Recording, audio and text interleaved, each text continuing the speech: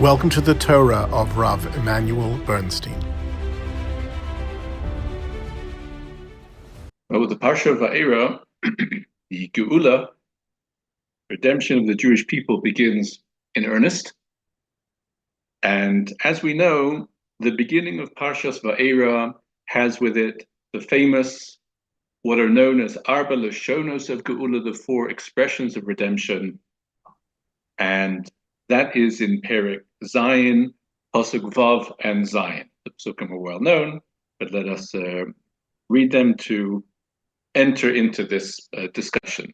Hashem says, Lachein emor lebnei Yisrael, ani Hashem, say to bnei Yisrael, I am Hashem, v'hotzeisi eschem mitachas sivlos Mitzrayim, I'll take you out from the burdens of Mitzrayim, v'yitzalti eschem me'avodasam, I'll save you from their work, v'gla'alti eschem v'zro netuyo v'shvatim gedolim, I will redeem you with outstretched arm, great judgments, V'lakachti eschem li la'am, and I will take you to me as a people.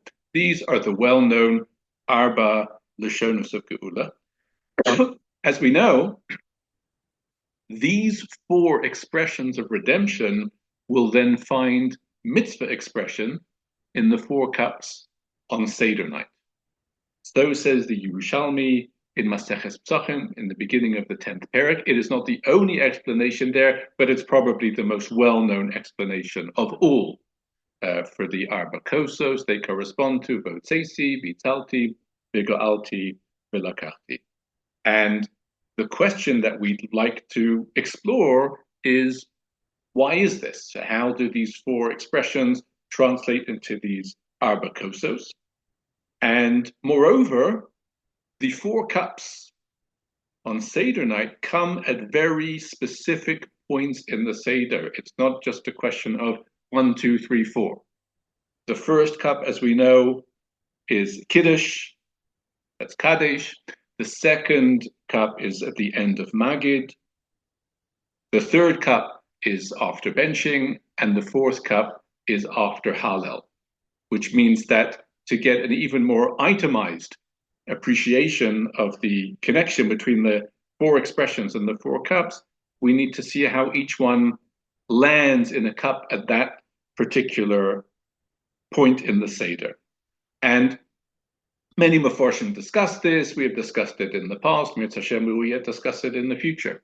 But this evening, the one who is guiding us is the Meshech Chochmah. And this is in his opening discussion in Parshas Vaeira. And the first thing that the Meshech Chochmah emphasizes, which everyone does in order to really appreciate what is happening here, is that the four expressions of redemption are not four ways of saying the same thing. And sometimes that might be a misleading use of the term expression, Arba Lashonos of Geula, because four expressions of something can sometimes basically be, it's the same thing and there's just four ways to describe it. Actually, the Yerushalmi doesn't call them four expressions of redemption, it calls them four redemptions. Arba Geulos, which emphasizes that we're dealing with either four different stages of redemption or four different elements of redemption, but they really are four distinct areas. And what are these areas? The Meshech Chochmah, in his way, explains as follows. V'hotzeisi, the first thing is, Hashem takes us out from the impure influences of Mitzrayim. That's the spiritual toll that had been taken, again, at least behaviorally, we discussed last week. He references a Mechilta, where when Hashem in Sefer Devarim refers to us leaving Mitzrayim, or Moshe in Hashem's name, as lakachas lo goy mikerev goy, to take one nation from another nation, says the Mechilta, it's like a fetus was taken from the womb. That when the Jewish people are taken from Egypt, it's like the child is delivered from the womb. And the analogy of the fetus to the womb is very significant, because when the fetus is in the womb, it is nourished and sustained by everything that nourishes and sustains the mother. It's very much affected and its nutrients and influences. And this is the Jewish people in Egypt. They're in the womb, and there are certain qualities and practices that will filter down into them and affect them. That has to go. They need to be removed from that, and that is Vehotzeisi. That's the first thing, says Meshech Chochmah, from negative spiritual influences.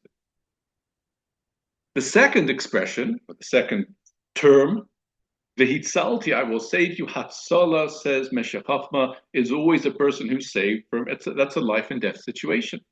And indeed, things had gotten so dire in Egypt that there were threats to life. This was not just quote unquote servitude. People's lives were in the balance, whether it's Kol Haben Hayilod, Hayor Tashlichuhu, and it was a life-threatening situation, a matter of survival. That's Vihitzalti, that's Hatzalah. Number 3, Vigoalti, redemption addresses the issue of slavery itself. And Geula is the opposite of Avdus, and therefore from the state of slavery to be removed from that, that's Geula. And what about Velakafti? The first 3 are in a sense negative in that they are removing something bad spiritual influence, threat to life, state of slavery, removing all of that, which brings the Jewish people in a sense to the lack of all those things. But where does it take them to? That's Velakafti. Velakafti eschem li la'am. And indeed, we note that the earlier expressions are generally being saved and taken out from things. Velakafti is being taken towards Hashem, to become a nation with everything that entails, with sovereignty and national order, with Hashem as their king. And that's Velakafti, stage 4, aspect 4. So we've taken a comprehensive look at the 4 elements of redemption, as the Meshech Chochmah describes them, explains them. But the most important thing to realize to consider before we proceed, is that these 2 sets of 4, that is to say, 4 terms of redemption, 4 cups, are actually both based on a prior set of 4. There is a third set of 4, which really comes before all of this, which will guide us in this regard. And that is, Chazal tell us that there were 4 outstanding merits on account of which the Jewish people deserved to be redeemed from Mitzrayim. So says the Mechilta. Some of them are well known. Actually, there are different lists in different midrashim, but the Mechilta itself says that the 4 are as follows. Number 1, that the Jewish people did not descend into physical immorality, into arayos, which was no mean achievement given the fact that they were in a place where the climate was so rife with that type of immorality, but they did not let themselves go in that respect. Secondly, says the Mechilta, they didn't speak Lashon Hara one against the other. This, of course, is famously contrasted with the one case of Yes of Lashon Hara, of Dasan and Aviram. But on the whole, the Jewish people didn't speak Lashon Hara, and that's also an important achievement, because very often if a nation is being oppressed or under difficult circumstances, individuals might feel that they can better their circumstance by somehow informing on others and place themselves in a situation of advantage. The Jewish people did not do that. They did not speak ill of each other. The third thing, says the Mechilta, is that they did not change their names. They retained Hebrew names. Lo shinu es shemam, well known. And the fourth is lo shinu es lashonam. They didn't change their language. Among themselves, they spoke Hebrew. They didn't speak Egyptian. There's another idea of lo shinu es malbusham. They didn't change their clothes. That's not on the Mechilta's list. Maybe it could be on other lists, but either way. So again, to summarize, the 4 significant merits, redemption-worthy merits of the Jewish people. Number 1, they were not involved in arayos, physical immorality. Number 2, they didn't speak Lashon Hara one against the other. Number 3, they didn't change their names. And number 4, they didn't change their language from Hebrew to anything else. Says Meshech Chochmah, it's these 4 merits that begat and enabled the 4 aspects of redemption, which will then find expression in the 4 cups on Seder night. How so? Let us go and see them one by one. We'll follow the order of the cups, which was probably the easiest way. The first cup is Kiddush, is Kaddish. And in Kiddush, especially on Yom Tov, we note that we speak as much about Hashem sanctifying the Jewish people as we do about him sanctifying the Yom Tov. On Shabbos, we say that Hashem is Mekadesh HaShabbos, and we are stating that and witnessing that and affirming that. But when it comes to Yom Tov, we don't say that Hashem is Mekadesh the Yom Tov. We say he is Mekadesh Yisrael v'Hazmanim. Yisrael are mentioned first, and not only are they mentioned first, but it's actually Yisrael who are Mekadesh the Yom Tov. As the Gemara says in the 7th parak of Brachos, that's the flow. Hashem is Mekadesh the Jewish people, and the Jewish people, Yisrael, are Mekadesh the Zmanim. Which means the first cup celebrates and marks and recognizes the Kedusha of the Jewish people. Where does that Kedusha come from? This, says Meshech Chochmah, is in response to the efforts of the Jewish people not to allow themselves to descend into arayas, the physical immorality, which is always considered to be the antithesis of Kedusha. As Rashi says in Parshas Kedoshim, where the Torah itself tells us, Kedoshim Tihiyu, Rashi, whenever you find distancing from arayas, that's where you'll find Kedusha, and therefore, in recognition of the Jewish people keeping themselves together in that very significant area, they received Kedusha. And that's reflected in the cup of Kaddish, and this responds to the term of Geula called Vahotzeisi, which, as Meshech Chochmah explained, is being removed from the negative spiritual influences of Egypt. Therefore, to summarize, cup number 1 is Kaddish, Kedusha. It's about Kedushas Yisrael, which corresponds to Vahotzeisi, the first of the terms, and is in the merit of not the Jewish people protecting themselves from arayas. The second cup accompanies Magid. Right? We say the Haggadah, and then we make the bracha at the conclusion of Magid. At the conclusion of Magid is the beginning of Hallel. The first 2 paragraphs of Hallel are at the end of Magid, and in fact they're part of Magid. As we note closer to Pesach, they're not even called Hallel. Even in that poem of Kaddish Urchatz, Karpes Yachatz, Magid covers everything. We don't say Hallel part 1 and then later Hallel part 2. It's all Magid. And the beginning of Hallel is about the beginning of the Jewish people, but Seis Yisrael Mitzrayim, and certainly the story of the of our roots.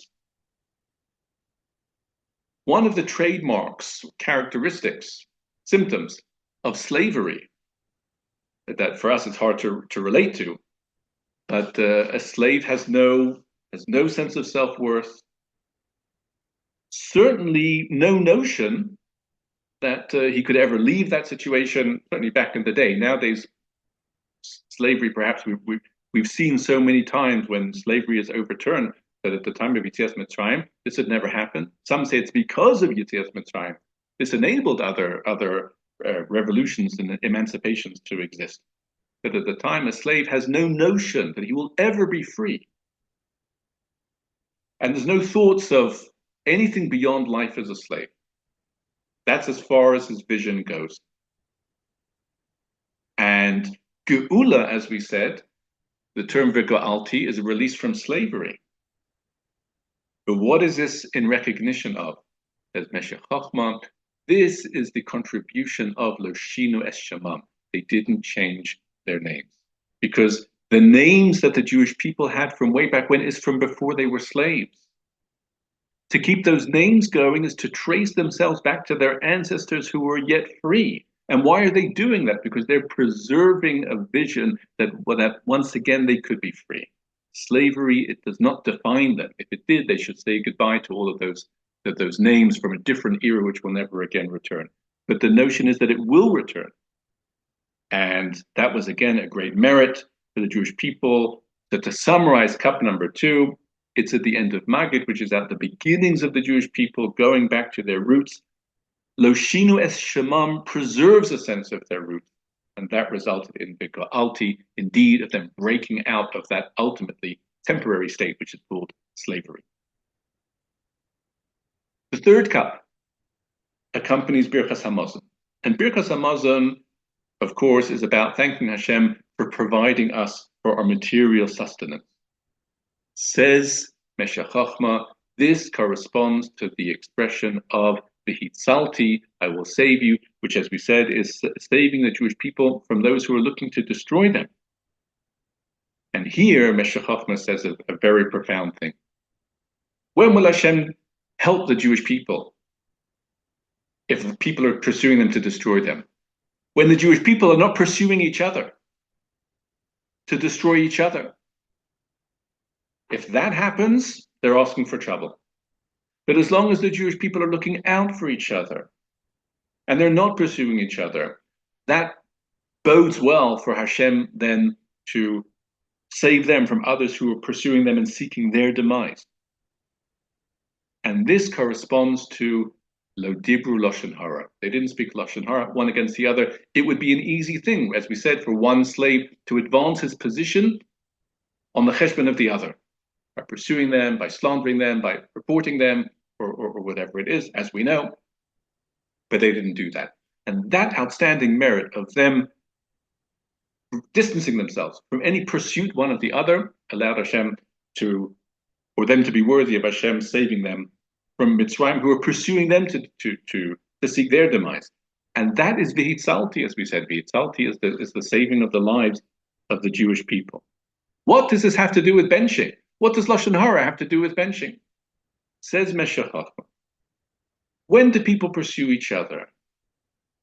When they lose sight of the fact that everything they need for their well-being is provided for them by Hashem. As soon as they lose sight of that, and they enter im ein ani li mili mode, it's every man for themselves, I've got to look out for number 1, and that if that involves turning in number 2, then it's worth it. And this echoes a theme that we've mentioned in recent months, once or twice, from the Vilna Gaon, namely that at root level, sinas chinam, hatred one of the other, which is basically lashon hara waiting to happen, hatred one of the other is a symptom of lack of bitachon. And that's why the generation of the second Korban, whose reverberations we still feel, and in whose consequences we're still in exile, 2 things are said about that. Number 1, famously sinas chinam, and number 2, they didn't have bitachon.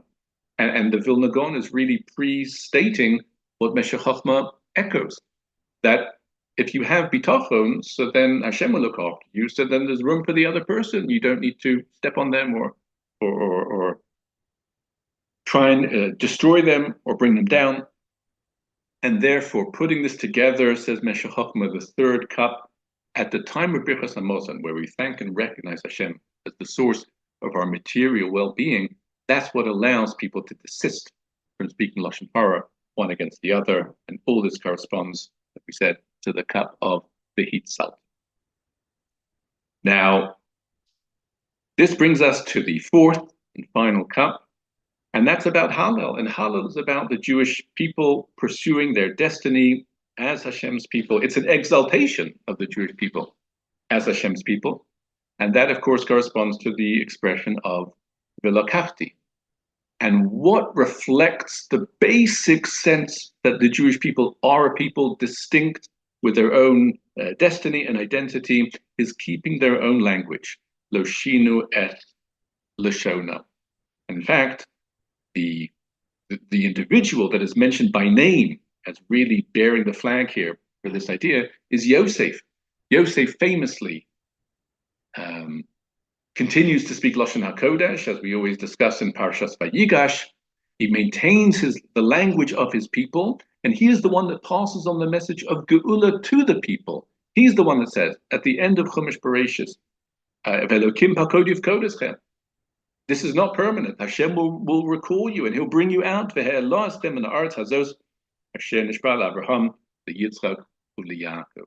And therefore, corresponding to Velokachti, which is about taking the Jewish people to Hashem as a people, that is celebrated at the time that we say Hallel, which is a celebration of the Jewish people as Hashem's people, all of which significantly can be traced back to Loshinu es Lashonam. So this is the explanation of the Meshech Chochmah. It's a real tour de force. And we may summarize with the 4 cups, each one the aspect that it represents. The first cup represents sanctity, Kadesh. The second cup represents history, our roots. The third cup represents harmony, not speaking Lashon Hara one against the other. And the fourth cup is the cup of destiny of the Jewish people as Hashem's people. And Meshech Chochmah concludes by just mentioning 2 points. Firstly, that all of this surrounds wine, because wine represents the distinction of the Jewish people. They're circumspect in terms of who they drink and whose wine they would use. And therefore, it really is an entity that reflects the uniqueness of the Jewish people. Says Meshech Chochmah, if preserving our uniqueness was what enabled us to merit being redeemed from Mitzrayim, it should certainly augur well for our redemption in the future. The more we establish and develop our distinction in the most positive sense of the word, the more we can look forward to that Geula, which should come b'meheira b'yamin. But these are truly great remarks from Meshech Chochmah, classic exposition on the Arba Kosas. Well, moving a little further into the Parsha, and the Parsha, of course, is devoted in the main to the Makos. The first 7 of the 10 will come in Vaeira, the last 3 in Parshas Bo. And as a prelude to this, in Perek Zayin Pasuk Aleph, we find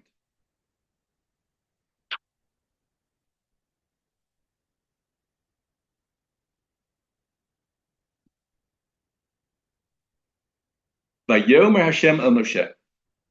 Hashem says to Moshe, Re'ei, see, Nisaticha Elohim lefaro. I have set you up or appointed you as an Elohim to Pharaoh, and Aaron Achicha Yeneviecha. Aaron will be your Neviecha. Rashi says your spokesperson. What is the meaning of Moshe being appointed as Elohim lefaro? Whatever it means, the most important thing to do is not to read this word as Elohim, because one only uses the pronunciation of Elohim when we're talking about Hashem.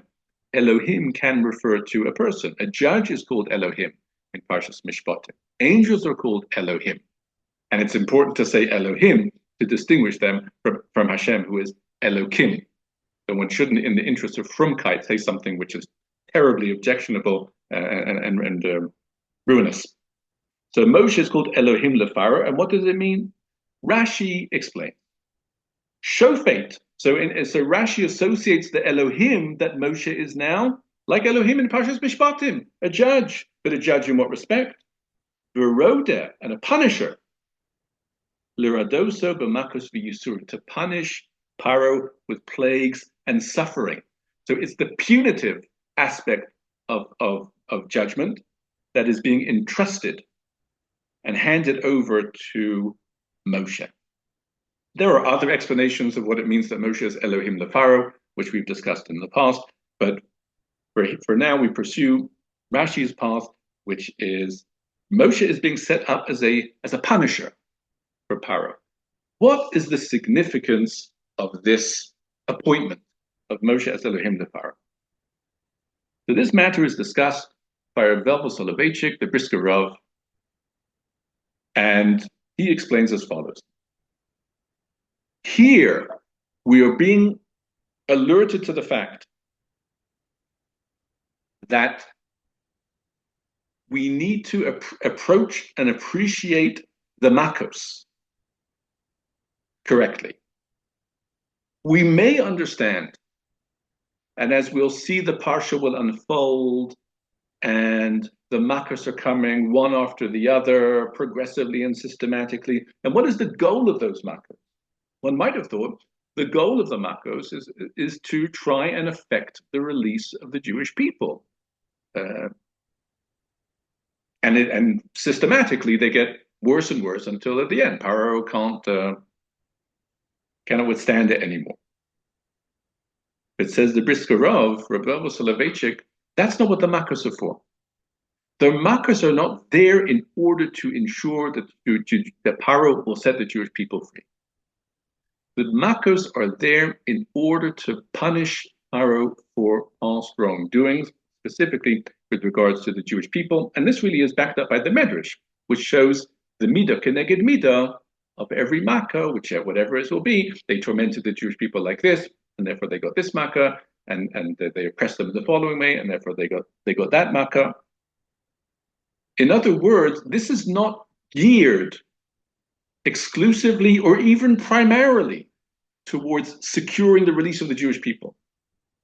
It is significantly in order to punish the Egyptians. It's not about Yetzias Mitzrayim. It's about Golus Mitzrayim. And this is in fulfillment of that which was foretold to Avram Avinu in the Bris Ben Abisarim, in Parshas Lech Lecha, Bereishis Tesvav, where Hashem not only said, Vavod ger yezaracha, vavod nevi'inu osam, they'll be enslaved and they'll be persecuted, but he also says, V'gam es hagoy asher ya'avodu don anochi. The nation that they will serve, don anochi. I will judge them and punish them. Rashi says there, with eser makos.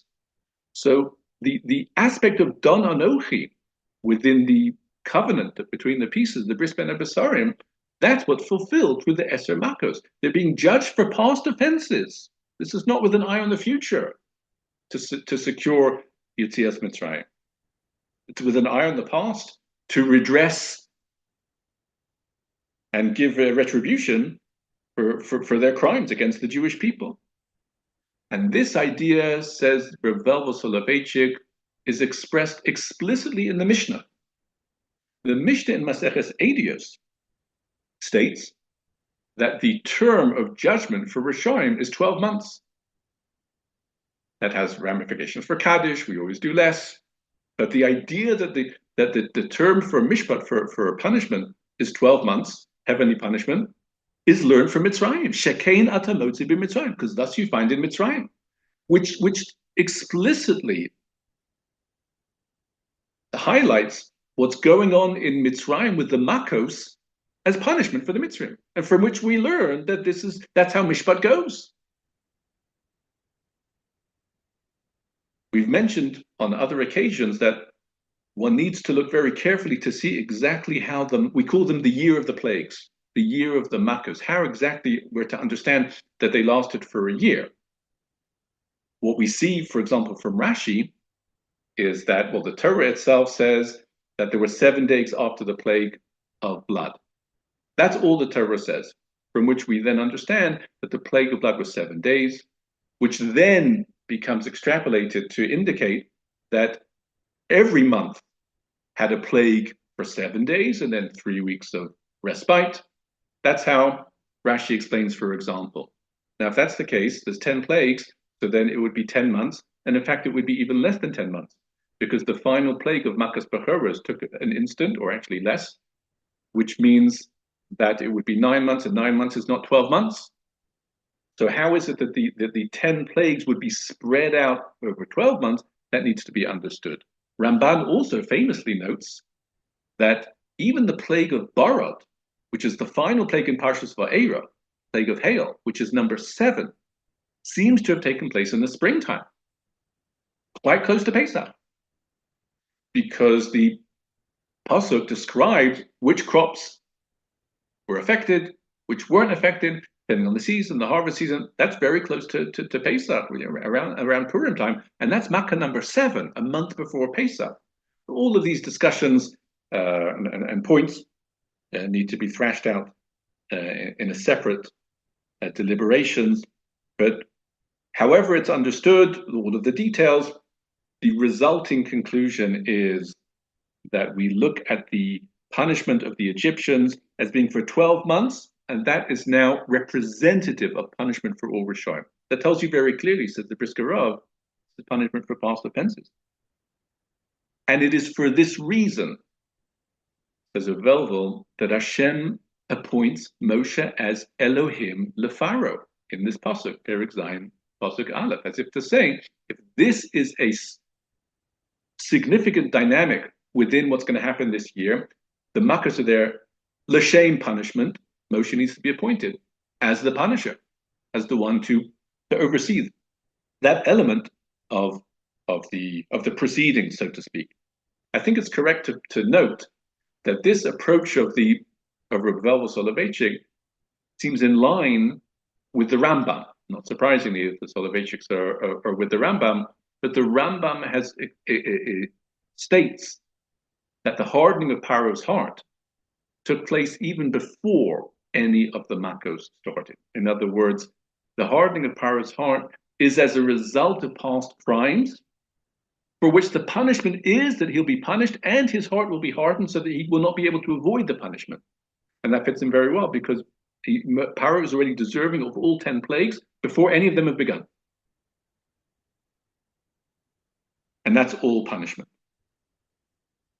Thus far, with regards to the Makkos, they're all a fulfillment of Dan Anochi.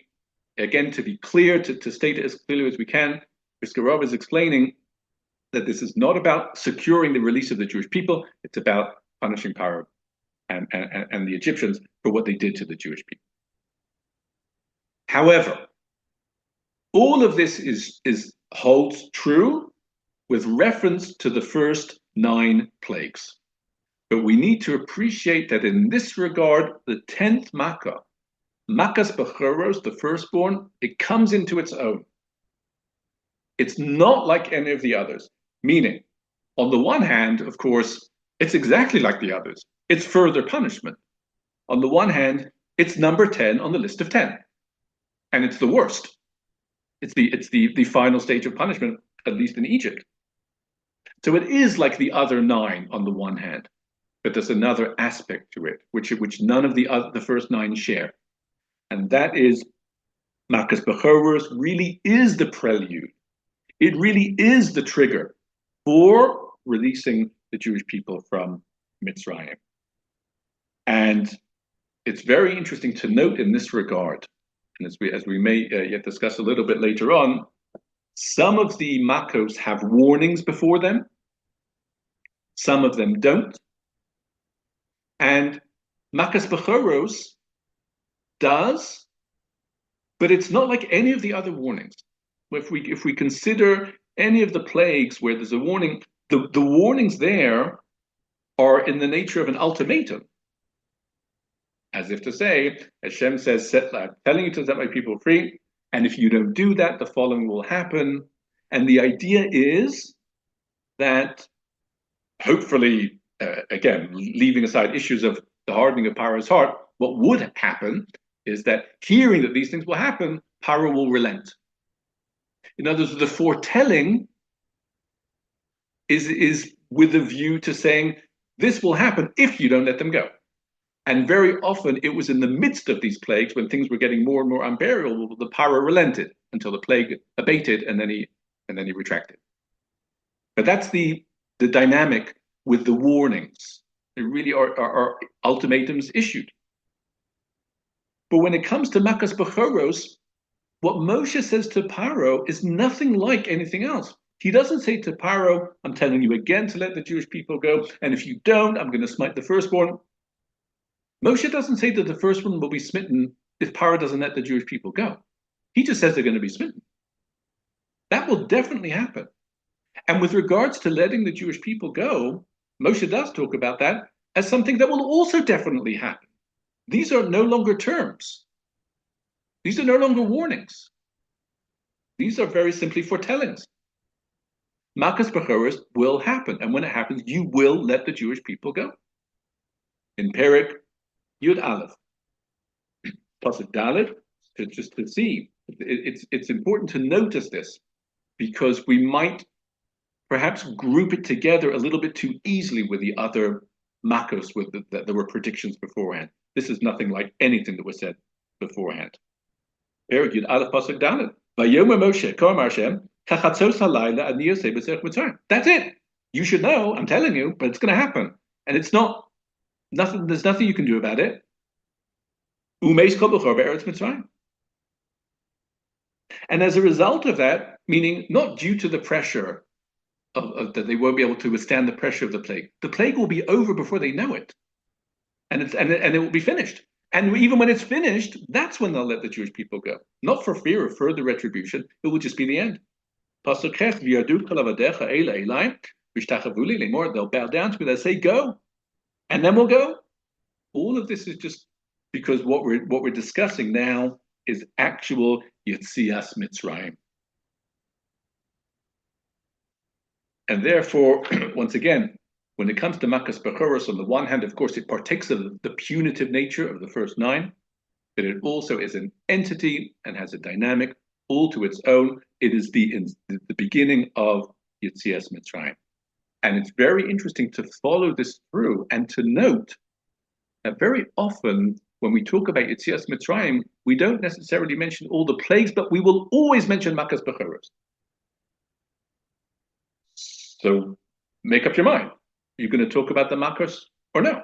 Because if you are, mention all 10. And if not, then just start with Yetzias Mitzrayim.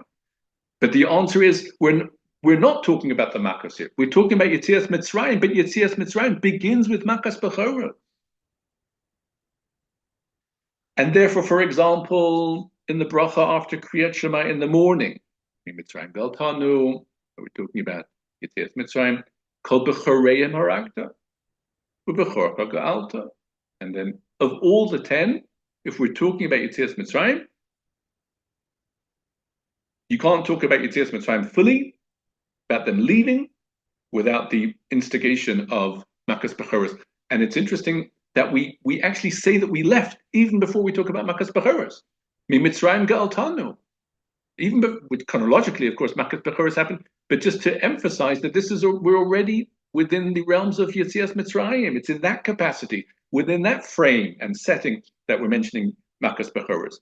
And the same is true in the evening, in the bracha after Kriyat Shema. Emes ve'emunah, hamake be'evroso, kol bechorim Mitzrayim, them smote with his wrath, all the bechorim of Mitzrayim, vayotzeis am Yisrael, mitochen lecheirus olam. Again, there is no mention of any of the other Makos, just number 10, as a prelude to Yetzias Mitzrayim, vayotzeis am Yisrael. So that's in the Tefillah, but the same is true in Tanakh. In Sefer Tehillim, in Kuf Lamed Vav, the Kila Olam Chasdos, that we say on Shabbos morning, that we say, Lemake Mitzrayim b'vchareim. And then Vayotze Am Yisrael mitochen lecheirus olam. Once again, only a mention of Makas Bechoros, and straight away segueing into Yetzias Mitzrayim, because Makas Bechoros is mentioned as the portal for Yetzias Mitzrayim. And the matter is most highlighted poignantly on Seder night in Dayenu. Now, Dayenu is later, but part of the Aggadah. And what do we say in Dayenu? We go through all the Ilu to this. So there are many distinct stages. But we say, Ilu asa behem shvatim. Had Hashem performed judgments against them, otherwise known as the Makos. Ilu asa behem shvatim, Dayenu. Later on we say, Ilu haragas bechareihem. So we've made reference to the Shvatim, judgments, which is the Makos. And still we make specific reference to Makas Bechoros, which all the more highlights and underscores the fact that Makas Bechoros has more to it than the judgment nature of the other 9. And interestingly, if we look there in Dayenu, not only is it mentioned separately, but there's something in between, almost like a tzitza, between the first 9, Ilu osa behem shvatim, then what do we say? Velo osa beloheihem. But you didn't mete out justice against their deities. Ilu osa beloheihem, velo haragas bechareihem. So not only is the shvatim of the first 9 separated from, or distinct from number 10, but there's something in between, because that's all the punishment stage, the punishments of for them and for Eloheihem and for all their deities and destroying their statues, and then we move on to Yetzias Mitzrayim, which starts, as is so often the case, in those other settings, as we've seen with Makas Bechoros. So if I can borrow the expression, but where more appropriate, and when discussing Brisker Torah, Makas Bechoros has Tveidinim. It has two elements going on within it. On the one hand, it has the punishment element like the first 10, but on the other hand, it is the Yetzias Mitzrayim element as well. So this is the classic observation and discussion of Rabbi Soloveitchik with regards to the Eser Makos, which of course is such a major theme throughout Parshas Vaeira. Further on the topic of the punishment of the Egyptians, which again is the mainstay of our parsha, there is a question that Rishonim ask, and the question begins by referring back to, as we mentioned before, that the subjugation and enslavement and persecution of the Jewish people has already been foretold by Avram, by Hashem, and Hashem says, this is what will happen, this will happen and this will happen, which leads some Rishonim to ask a question: why would the Egyptians be punished if they're basically carrying out Hashem's will? Hashem wants this to happen, as is evidenced by the fact that he said it will happen. So isn't that Hashem's will? Isn't doing Hashem's will a good thing? It might not be pleasant for the Jewish people, but Hashem wants it to happen for whatever reason, for their benefit ultimately, and therefore whoever is the instrument of persecution should be applauded, perhaps even rewarded. He's done a mitzvah. We should know this question is distinct from the famous question raised by the Rambam, which is more an issue of free will. Rambam says if it's already been foretold that they'll be persecuted, how can the nation that persecutes them be punished? How could they do otherwise? Hashem has already said it will happen. That's a question of predetermination and so on. But this is a separate question. This is, even if they do have free will, they're using their free will for a good enterprise, fulfilling the mitzvah of Ger Yazaracha Be'eretz Lo Lahem V'Avodim Inurosa. And this question is discussed at length by the Ramban. The Ramban in Parshas Lech Lecha, and he gives two classic answers to this question. The first, says Ramban, which is a chiddush because he really concedes much of the premise of the question. Namely, says Ramban, indeed it is so. Had they fulfilled exactly what Hashem had in mind of persecuting the Jewish people, then they would have done nothing wrong, and perhaps even done something right. The problem is the Egyptians by far exceeded any mandate of persecuting the Jewish people because they started to kill them and throw their babies into the Nile, and that's already not enslavement. I mean, that's wholesale murder. And because they'd exceeded the mandate that was allotted to them, this is without going into the question of, did the Egyptians know that this is God's plan and so on? How much information do they have about that? Regardless, they for sure exceeded it. And therefore, for anything that they've done in excess of what God, so to speak, had in mind, for that they need to be completely punished. He cites in this regard a pasuk in the Novi, in Sefer Zechariah, Perek Aleph, pasuk Tes Vav, where Hashem says, "V'ketzef gadol ani kotzef."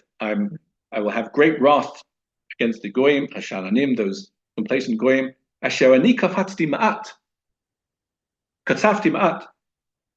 I was angry a little bit against the Jewish people. V'hema ozru l'ra'ah, and they helped. They helped a little bit too much, way more than I had in mind.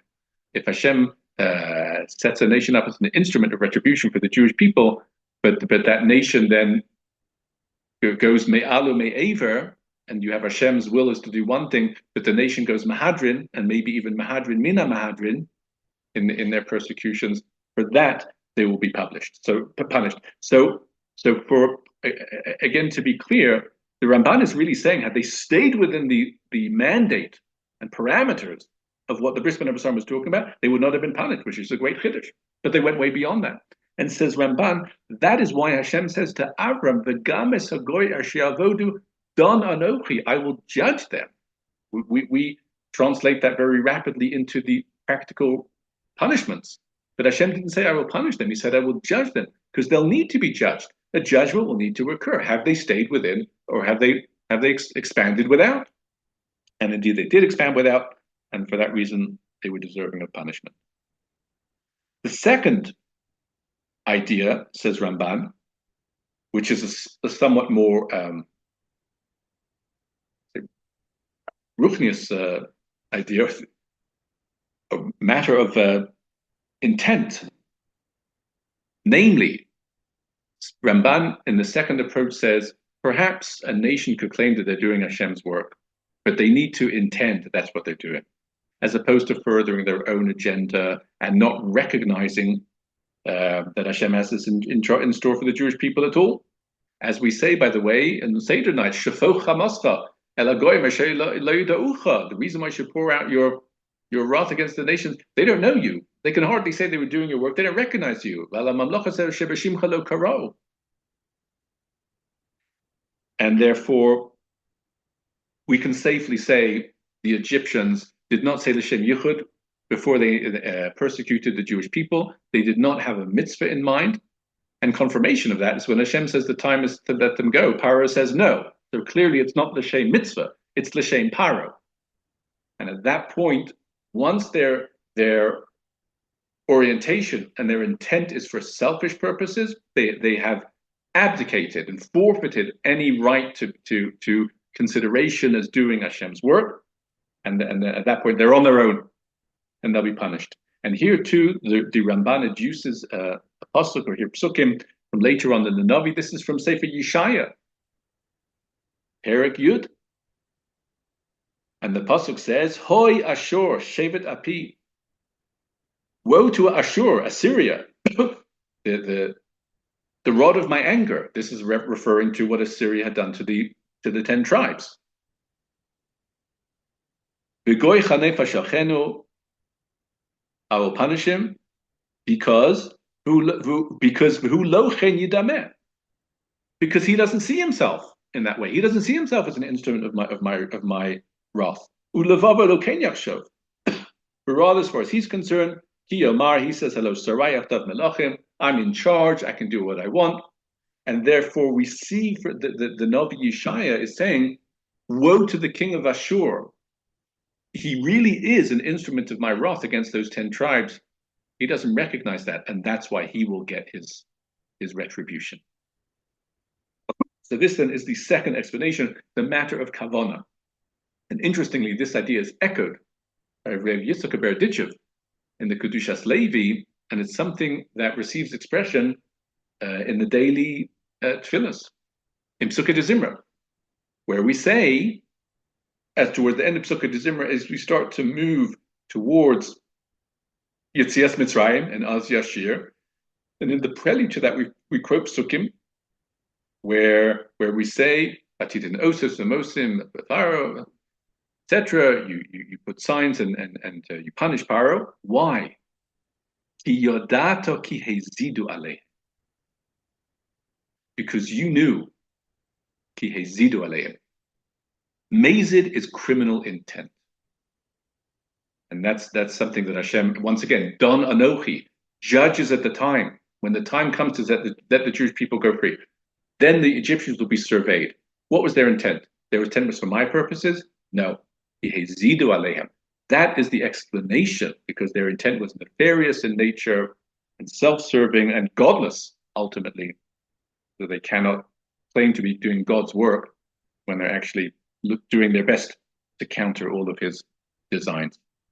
So these are the two classic answers of the Ramban. Again, basic themes within the Makos, the punishment of the Egyptians, things that we take for granted, but really do need to be considered and confronted.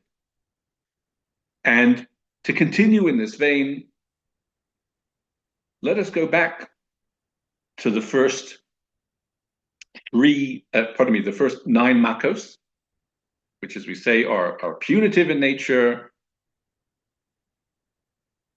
But we will discover another element within them, which goes together with the punishment.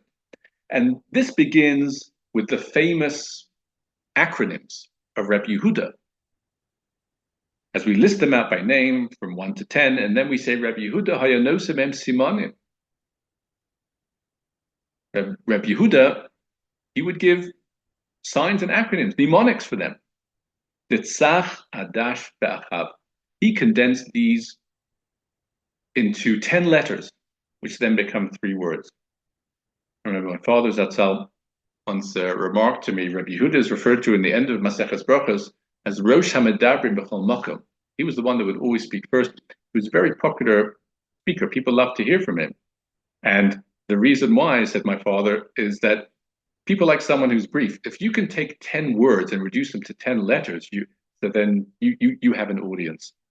Rosh HaMedabrim B'chol Makom. But what is the meaning behind reducing them to these 10 letters?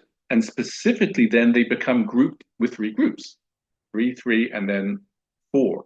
So these groups have something in common with each other, and indeed they do.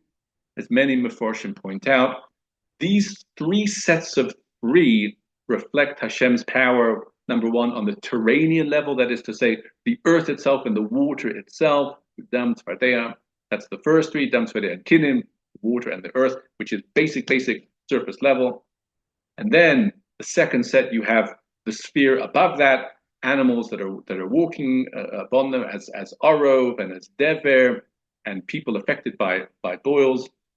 And then the third set is really from the upper realm. Things are raining down, whether it's the hail or whether it's the locust or whether it's light that is not being allowed to, which is being blocked out from higher realms. So these then are the 3 realms of existence in this world that were the stage for these 3 sets of makos.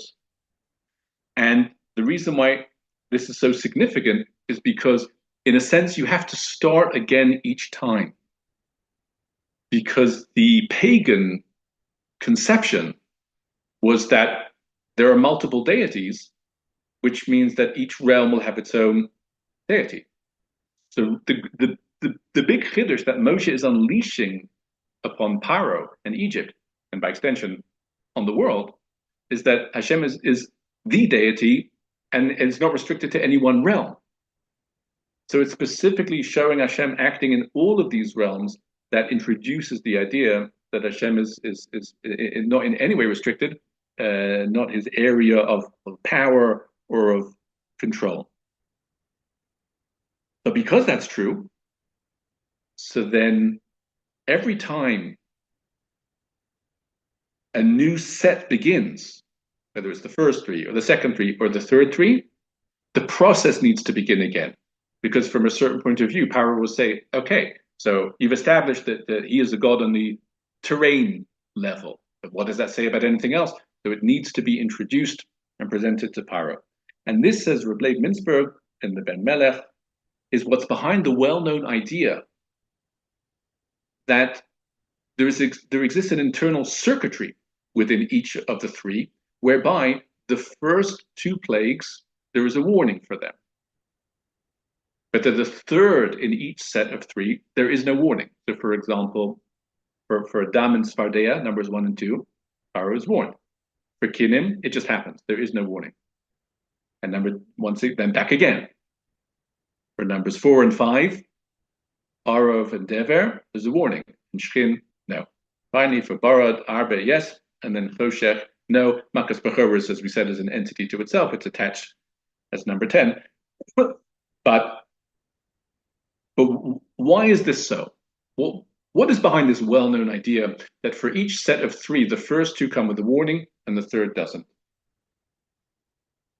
And the way Rabbi Mintzberg explains it is that part of what needs to be established through the punishment is that this is really Hashem's control. If something unusual happens, so one might be inclined to ascribe it to any freak incident or occurrence or forces or whatever it will be. Often people relate to something strange as like an anomaly and not representative necessarily of anything. And that can happen once or twice. By the third time, a pattern is established. At that point, it becomes pretty clear something else is going on entirely. And this remains true in many, many areas, whereby if something happens once or twice, lahavdil, in the area of halacha, if an ox gores once or twice, we don't know if it's violent. If it gores 3 times, now you know. The first 2 could be ascribed to extraneous circumstances or some other thing is going on, not necessarily indicative of the nature of the ox. But once it's happened 3 times, you stop looking at these things as isolated anomalies and you begin to see them as part of a pattern, which means within each of the 3 realms, the first 2 times it's important for Moshe to predict it, because that needs to establish that when it happens, it's because of what Moshe is saying. Otherwise, you might just ascribe it to a freak occurrence. That may be true for the first time or the second time. But by the third time, because it's the third time, you don't need a warning. You don't need Moshe to say in Hashem's name that it will happen in order to recognize that it's from Hashem, because this is already the third time in each of these spheres. At that point, it's clear. And even the Chartumim, or the Paro's magicians, this is the very first time this happened. They're looking to replicate the first Makkah and the second Makkah, but by the time the third one comes along, they say, it's enough. This is the third time. These are not things that we have any parity with. Etzba Elokimhi. Etzba Elokimhi, says Rav Mintzberg, isn't because there's something about the third that wasn't true of the first 2, but rather it's because it's the third. A pattern's been established. These are not freak occurrences, and we can't contend with it. And it's not because they were holding in Cheskas Habatim that they have this idea. It's a basic truth that at a certain point you look at things differently if they keep on happening. And that is what's behind the lack of warning. The warning is there to establish and secure. It should be clear that this is coming from Hashem. You were told about it beforehand. For the first 2 times in each sphere, you need that. For the third time, you don't need that. Hazaka will do it by itself. But what emerges from all of the above discussion is that we need to appreciate that the punishment of the Egyptians, which is such a significant part of the whole of Yetzias Mitzrayim, certainly of our parsha and the next, it's part of the building of the Jewish people. Everything that happens in Mitzrayim is to produce the Jewish people, to create them and to develop them. As we spoke about last week, it's the Kurah Barzel, including what they witnessed with the punishment of the Egyptians. And that's why the Hashem's control over everything, which was the medium through which he established that through punishing the Egyptians, needs to be absorbed by the Jewish people. That consciousness, they need to take that with them as part of Hashem's people. They witnessed it in Mitzrayim. It's part of their relationship with Hashem, that awareness of his control over everything. And also their awareness of the idea of schar va'onesh, which the Egyptians put the bill for because they were so persecuted the Jewish people in that way. And that for everything that the Jewish people see happening to the Egyptians is a lesson for them. And it's part of, it's to take within their national consciousness and their national profile as they approach Har Sinai to initiate their relationship with Hashem through the giving of the Torah. They already have set in their makeup an awareness of Hashem as control of the world through the Makkos in Mitzrayim. Hashem as someone who deals measure for measure, Sarva Onesh, through what they saw in Mitzrayim. They also see how beloved the Jewish people are, because what Hashem did in order to give retribution for those that have persecuted his people. That's also part of the relationship with Hashem, to be aware of that, of the Jewish people. So these are things that began there. And as Reb Shlomo Kluger says, when we say in Pirkei Avos, Asara Nisim Na'asu Lavosenu b'Mitzrayim, 10 miracles happened to our forefathers in Egypt. The miracles is the fact that they were saved from the Makos, the Mefarshim. Those were the 10 miracles. The Egyptians were afflicted with 10 Makos, and we were saved from them. Those are the 10 Nisim. But each Makkah that we're spared from taught us a lesson. When you teach someone a lesson, you become their father. Whoever teaches someone Torah, like they're their son. So it says Reb Shlomo Kluger, Asara Nisim Na'asu la'avoseinu b'Mitzrayim. Do not translate 10 miracles happened or performed for our fathers. 10 miracles became our fathers. Asara nisim na'asu la'avoseinu b'Mitzrayim. How did they become our fathers? Because they became our teachers. What did they teach us? Bad Hashem, control over the world, midah keneged midah, punishment, skarva onesh, the love and nature of the Jewish people. That's a lot of lessons to learn from the Maccas. The Maccas become your father now in that regard. So these are lessons that we learned, lessons that we've kept with us, and these are lessons that we keep with us because we're currently in a stage where things are pending full redemption. But what was instilled with us at our core at Yetzias Mitzrayim are things that we are expecting and anticipating to see. Everything that we experience in Mitzrayim, we should experience again and more as we head towards the Geulah.